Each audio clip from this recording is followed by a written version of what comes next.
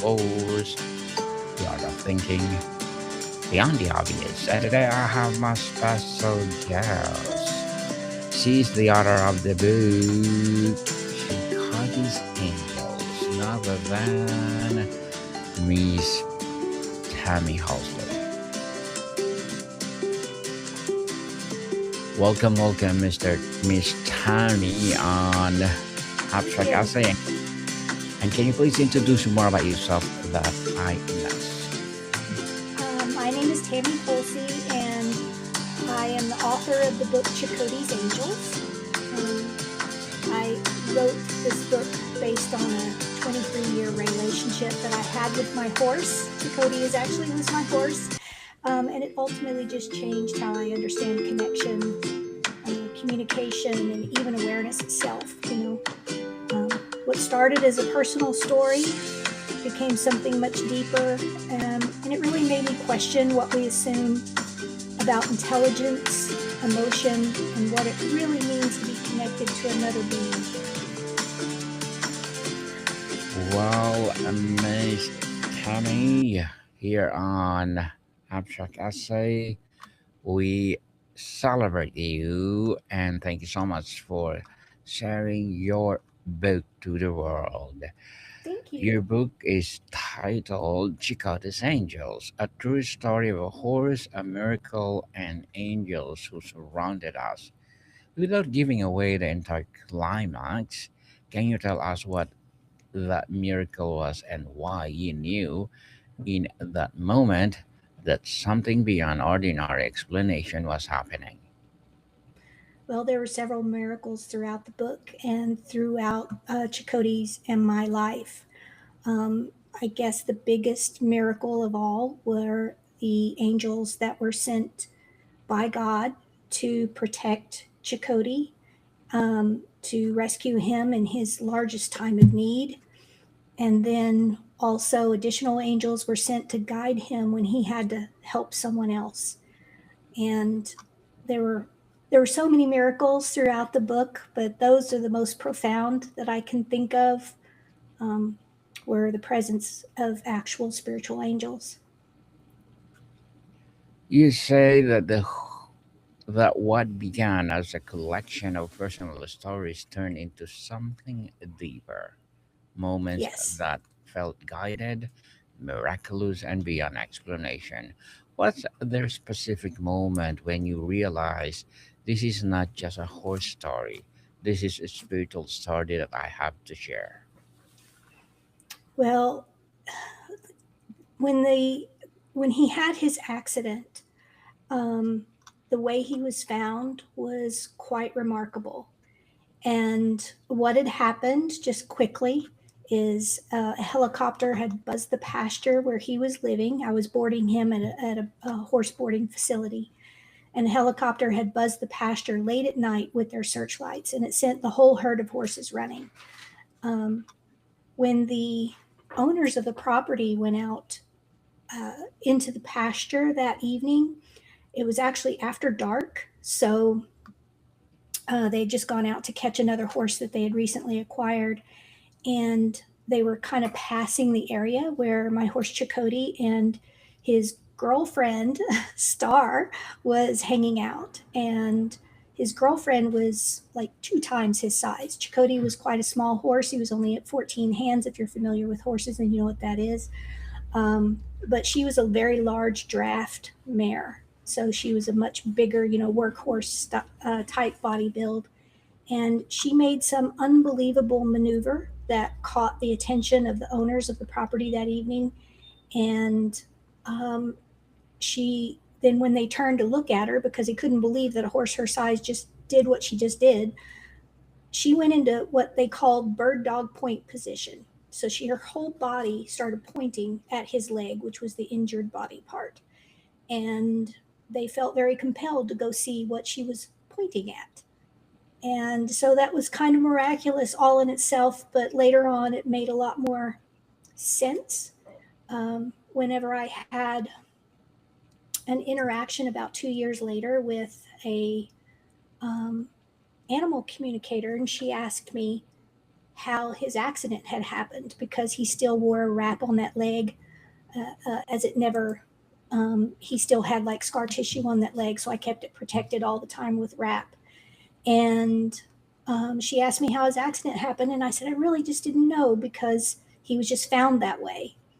And she said that he started describing to her how it happened. He was showing it to her, and she described the pasture, the other horses, and told me that he had run through the middle of a broken tree, and he was found right next to a tree that forked really close to the ground, and that his leg had gotten caught in that fork, and that's what had happened to his leg. So then I asked her if he knew who had saved him that night, and I'm thinking in my head, his girlfriend Star got him the help by making these unusual maneuvers. And she said, well, he keeps talking about the other horse. And I said, yes, that's his girlfriend Star. And then uh, the animal communicator said, well, I don't know how to tell you this, but he he just said that there were two angels in the pasture that that told the other horse what to do to get him help. And so later on, after she left, it was like a year later, she had already moved out of the barn with her horse, and um, another lady had moved in, and she and I were just meeting for the first time. And she asked me which horse belonged to me, and I pointed to my horse Chakotay, and he was standing in his stall.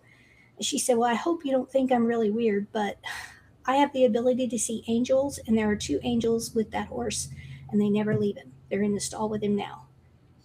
And so it was just more confirmation that there truly were angels. I mean, the presence of the angels being in the pasture that night really made a lot of sense because what the other horse did was just so incredibly bizarre. Thank you for sharing that story, Miss Tammy. The title includes the angels who surrounded us. Mm-hmm. Were these angels in traditional sense heavenly beings, or do you mean angels in the form of people, animals, or circumstances? he had he had three types. He had human angels, me being one, because I cared for him diligently for a year doing his rehab and making sure that his wounds were as good as they possibly could be in their healing. Um, he also had animal angels, so he of course had Star that helped him out, but he also had another horse that belonged to me. Her name was Coco, and she would look out for him and protect his leg, and she would let me know when there was something wrong. She would always let me know. So, but then again, he also had the spiritual angels, the kind that were sent from God. And eventually, some of those angels, he had another angel that showed up, um, and uh, apparently, the lady that could see angels told me one day when we were sitting at lunch that he had gotten a third angel. And I said, is this in addition to or instead of the others? She goes, no, it's the other two never leave him. They never will. Um, but this one is come for a specific purpose because Chakotay is going to have to help someone, and this angel is going to guide him in that. And then 10 days later, I went out to the barn, and um, as I was started to pull him out of his stall, two horses came in from the trails at a dead run, and they were tacked up with their saddles, but they were riderless. And they belonged to my friends, and I knew that they had been thrown on the trail. So I caught the horses and handed them off to somebody and threw a bridle on Chakotay and jumped on him bareback. And the problem was is that the trail system where I kept him was just a huge labyrinth spider web of trails. There were miles of them, and I had no idea where they were. They were likely to go any direction as another, and I didn't know how long they'd been gone. I wasn't there when they left, so I really had no idea where to look. So I laid the reins down on his neck, and I said, Chakotay, Jean, one of the ladies whose horse came back was Jean. I said, Jean's hurt and she needs our help. Find Jean, take me to Jean. And he did that. He We took a right on the trail, right from the barn, and then took a left to go down a steep embankment, across the creek. We got across the creek. He took a right, and then he came to a fork in the trail. And 100% of the time we'd ever ridden that trail, we had taken the left fork, but he took a right. And the reason I didn't go to take that right trail was because it led us right into a gravel quarry where there's heavy machinery, men working. It's not a place you take a horse, you know. And he rode straight into that gravel quarry with all those heavy equipment and, loud, thunderous noises.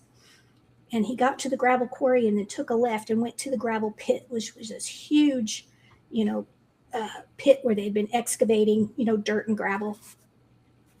And he ran around the rim of that pit for about halfway.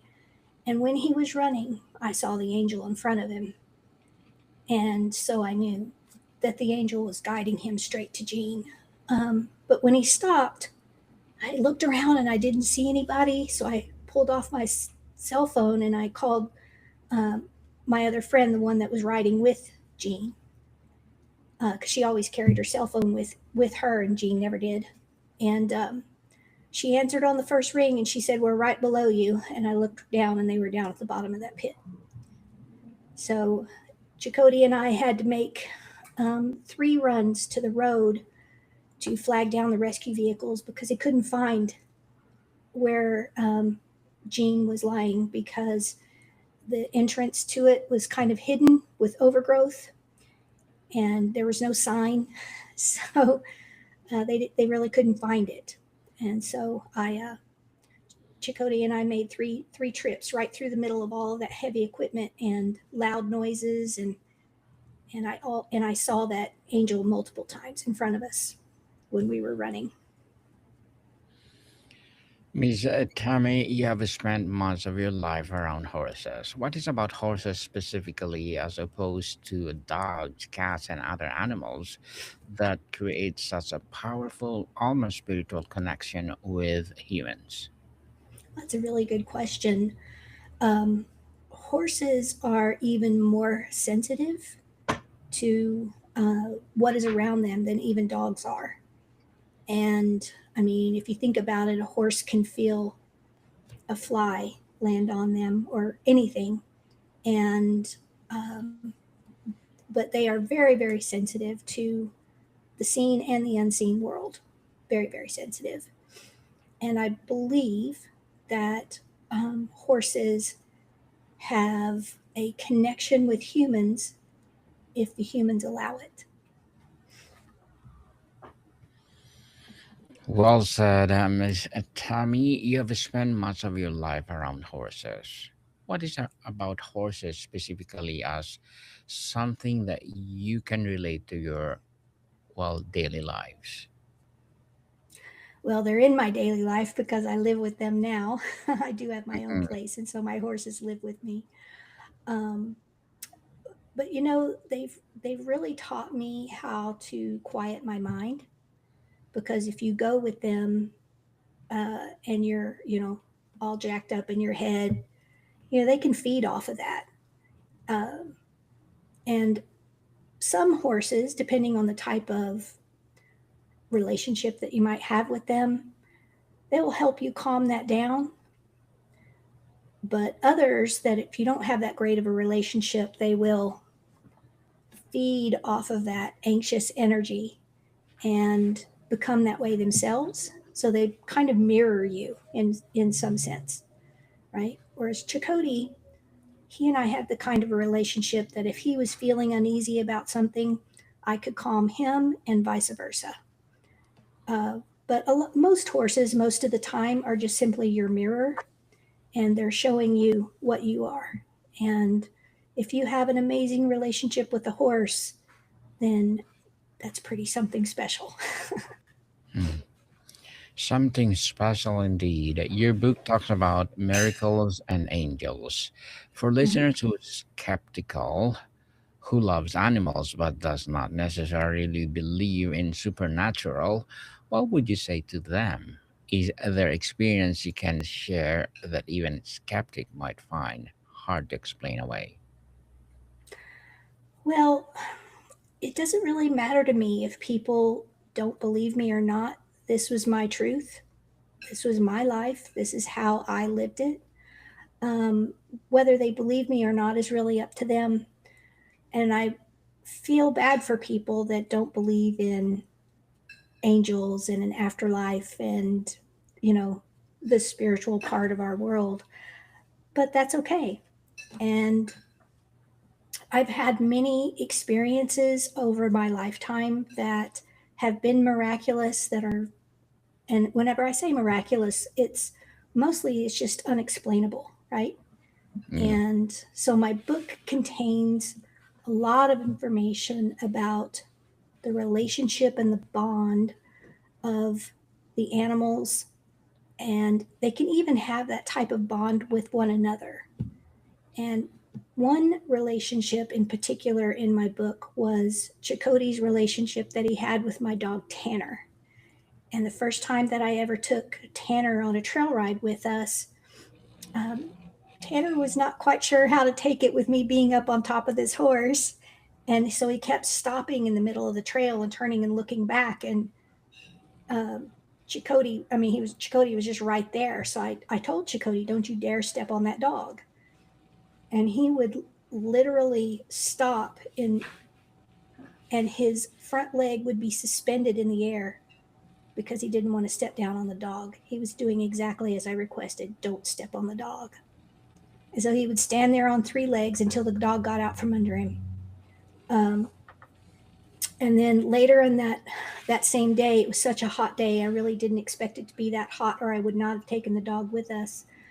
Um, the dog overheated, and dangerously so, where he was staggering and from the heat. And so as soon as we got back to the barn, um, I scooped him up. He was a 65-pound dog, so it wasn't all that easy, but I scooped him up and put him in the stock tank to cool him off as quickly as possible. And I was there with several friends, and they were all kind of sitting on their horses and standing around, watching. And I was splashing water on Tanner, but we're all standing in the hot sun, so they just went on back to the barn eventually because it was cooler up at the barn. And I had didn't even give a second thought to Chakotay. I was just worried about the dog, splashing water on him, trying to cool him off.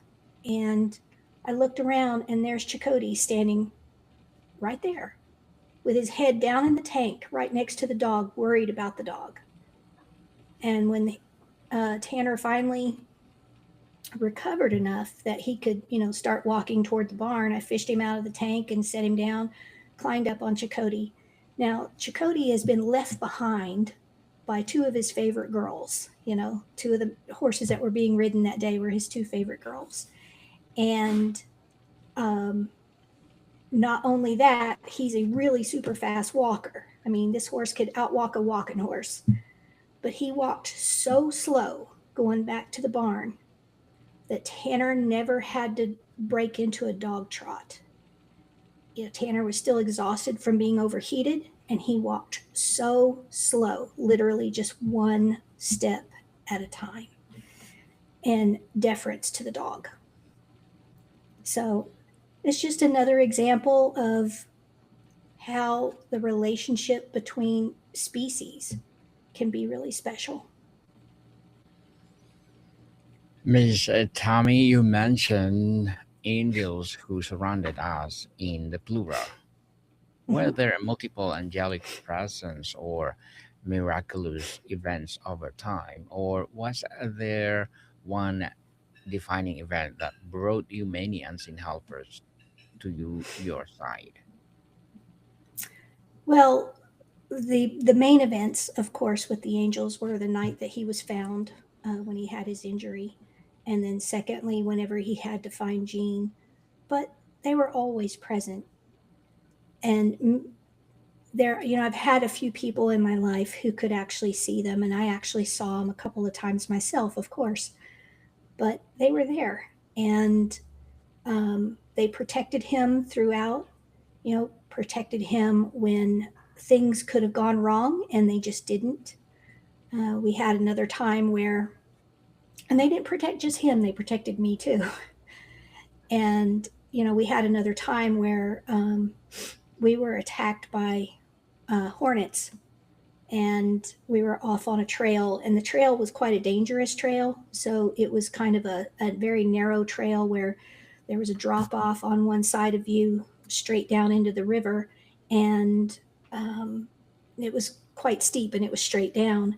And then on the other side of you was a dirt wall. Mm. And it was in that dirt wall that we ran into the hornet's nest, and they attacked him. They attacked Chakotay, and had he freaked out, the trail was so narrow he could have fallen down into the water, and it was a long, long drop. That would have been a horrible thing to happen. Um, and somehow he took sting after sting, and not a single one ever touched me. And then whenever he shook his head, but he never changed his stride. He never sped up. He never slowed down.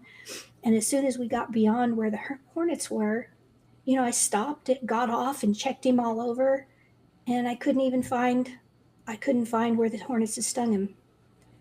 So he was, protected once again, protected from falling down if he'd gone crazy, which he didn't. And a lot of them will. I mean, if you're attacked by that many hornets, but I could see him stinging him.